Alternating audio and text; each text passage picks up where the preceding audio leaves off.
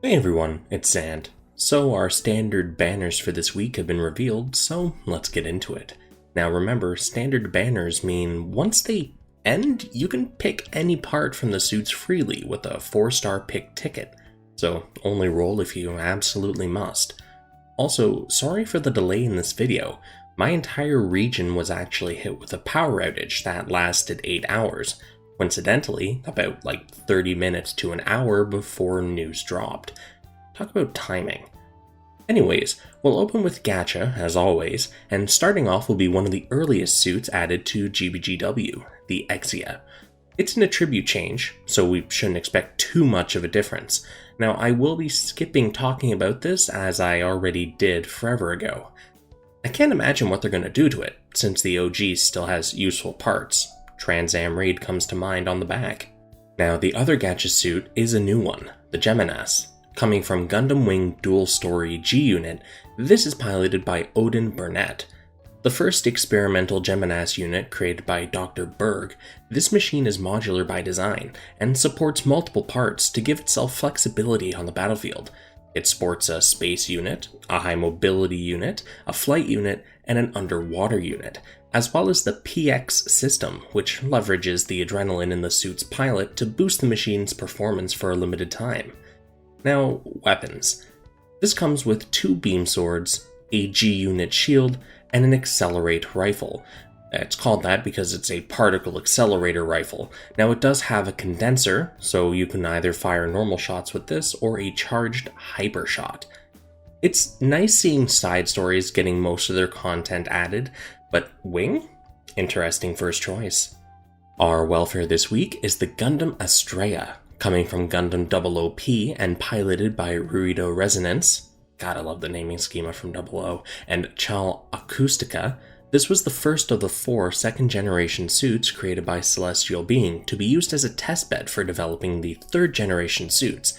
Those are the primary ones from 00 you're probably more familiar with. Astrea, in particular, was the base for the Exia, which I think everyone can see by just looking at it. Now the name, Astrea, is based on the ancient Greek goddess of justice, and all second-generation Celestial Being suits shared this naming quirk of their name representing a tarot card. It should be noted that even though this suit sports an original GN drive, it cannot use Trans Am natively, as that system was only unlocked much later by Setsuna. Now, as for weapons on this testbed, we have a GN beam rifle, 2 GN beam sabers, an unknown amount of GN launchers. Now, this is interesting. It's a testbed weapon. It's the predecessor for the Virtue's GN bazooka, and multiple were created for testing due to the high wear rate of the unoptimized weapon. It leaked GN particles and everything. It was a bad time, man. Now, up to 4 of these can be equipped by the Astrea, 2 in hand and 2 attached to the torso when the clavicle armor is removed. And this gives it the ability to fire a high-powered fused beam. A devastating attack power involved, but if you had 4 Virtue bazookas and fired them all at once, you would do a lot of damage too. It has a GN shield, a prototype GN sword. This is the prototype of the Exia's foldable sword. It lacks a rifle. A GN sword test version, which is the improved version of that prototype that comes with a very basic rifle mode. And then the prototype GN short blade and prototype GN long blade. These are pretty much the final version that you see on the Exia, just a few tweaks from being perfect. It's hard to mess up physical weaponry, honestly. Now, I love prototypes, especially when they're properly fleshed out lore-wise, so you know what? All I'm gonna say, thank God it's a welfare, it's a boon for me.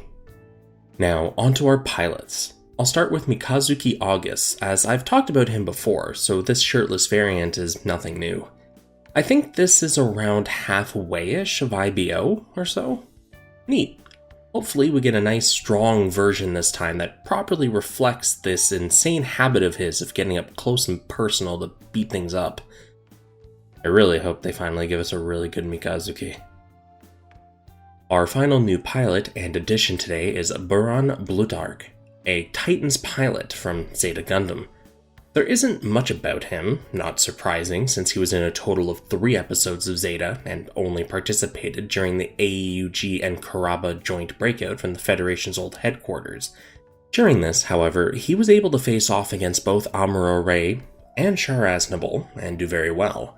However, he eventually met his end after being teamed up on by Amuro and Camille.